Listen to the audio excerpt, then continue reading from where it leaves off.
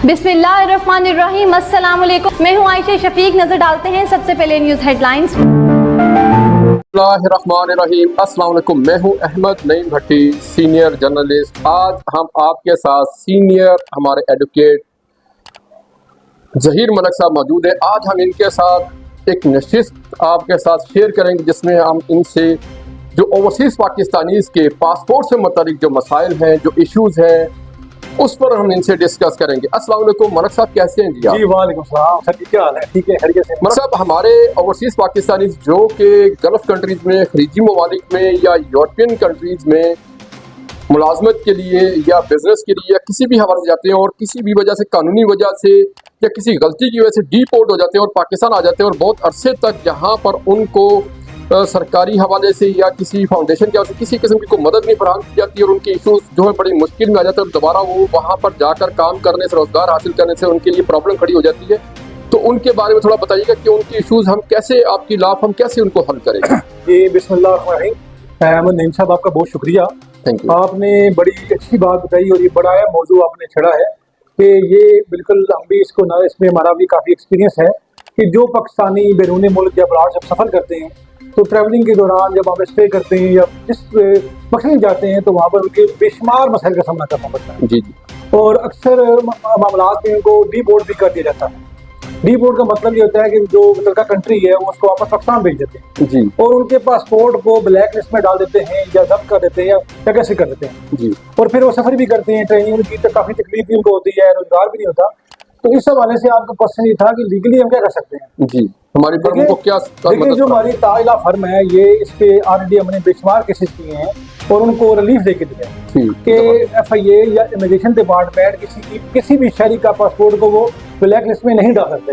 ये एक लॉ है, कानून है कि उनको कैंसिल तो कर सकते हैं किसी वजह से, लेकिन उनका जो फंडामेंटल राइट है कि उनको ब्लैक लिस्ट में डाल देना और सफर ना करने देना, ये रीजन नहीं, उनको रोक देना, यानी कि उनके ऊपर पाबंदी लगा देना। इसमें कोई ऐसी चीज नहीं है, कोई लॉ के अंदर कोई नहीं है कि ऐसा नहीं कर सकते। उसमें बेशुमार केसेस में अल्हम्दुलिल्लाह हमने हाई कोर्ट इस्लामाबाद से, जो मुतलका सूबे की हाई कोर्ट है या इस्लामाबाद में अगर हम बात करते हैं तो हाई कोर्ट की जो रिस्ट्रिक्शन है कि वो मतलब उस पासपोर्ट के इशू को हल करती है जी, और डायरेक्शन देते हैं। तो बेशुमार केसेस में अल्हम्दुलिल्लाह नहीं सब आपने वीडियो भी देखी होगी कि बेशुमार केसेस में हमने रिलीफ लेके दिए। अच्छा। और हर महीने में 2-4 केस हमारे पास आते हैं, हम करते हैं। तो उसमें मेरी यही गुजारिश है कि जो पाकिस्तानी इस इशू का, इस मसले का शिकार है तो वो राब्ता करें हमारे साथ, इंशाल्लाह उनको लीगल असिस्टेंस भी देंगे और उनकी प्रॉपर तरीके से रहनुमाई करेंगे। ठीक हो गया।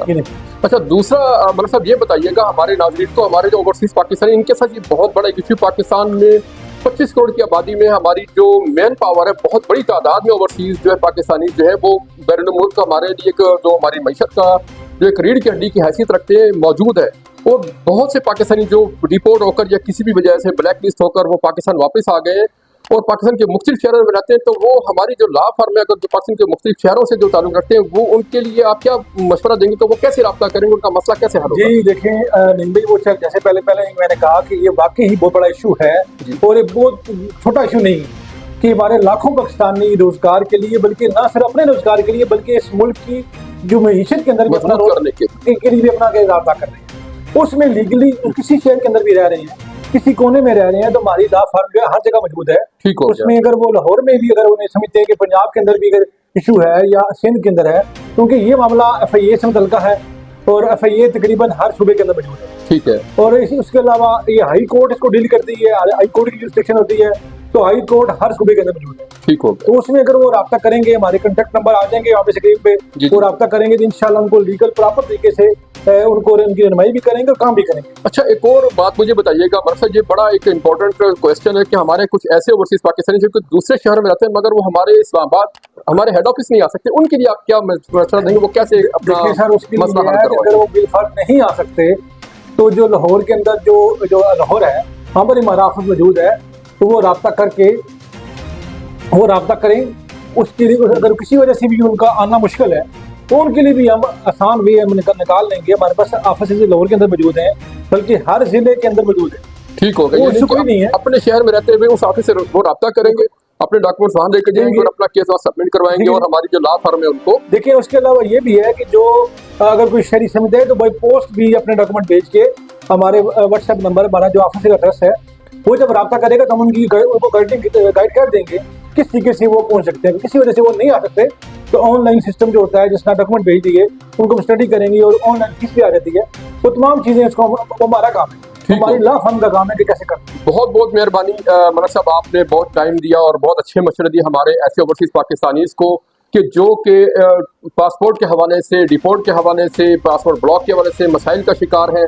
तो ऐसे तमाम पाकिस्तानी जो कि पाकिस्तान के मुख्तलिफ शहर से ताल्लुक़ रखते हैं और ओवरसीज़ पाकिस्तानीज़ हैं और अपने इस मसले को हल करवाना चाहते हैं, हमारे लीगल आप उनकी खिदमत हासिल करना चाहते हैं, तो वो हमारा जो मोबाइल नंबर है आपको डिस्क्रिप्शन में मिल जाएगा, आप उस पर रब्ता कर सकते हैं और अपने तमाम डॉक्यूमेंट्स आप हमें व्हाट्सएप कर सकते हैं। हम आपके डॉक्यूमेंट्स देखने के बाद आपको मुकम्मल रहनुमाई मुहैया करेंगे और बताएंगे कि आगे आपको हमारी लॉ फर्म से कैसे सर्विसेज हासिल हो सकती है। और बाकी जो है बात होती है अक्सर जो हमारे जो ओवरसीज पाकिस्तान उनका सवाल होता है फीसिस के हवाले से, तो याद रखिएगा कि हर केस की अलग अलग नौइयत की होती है और अलग अलग फीस होती है उसकी। ठीक है, फीस आपको हम आपके केस की नेचर के हिसाब से बता देंगे।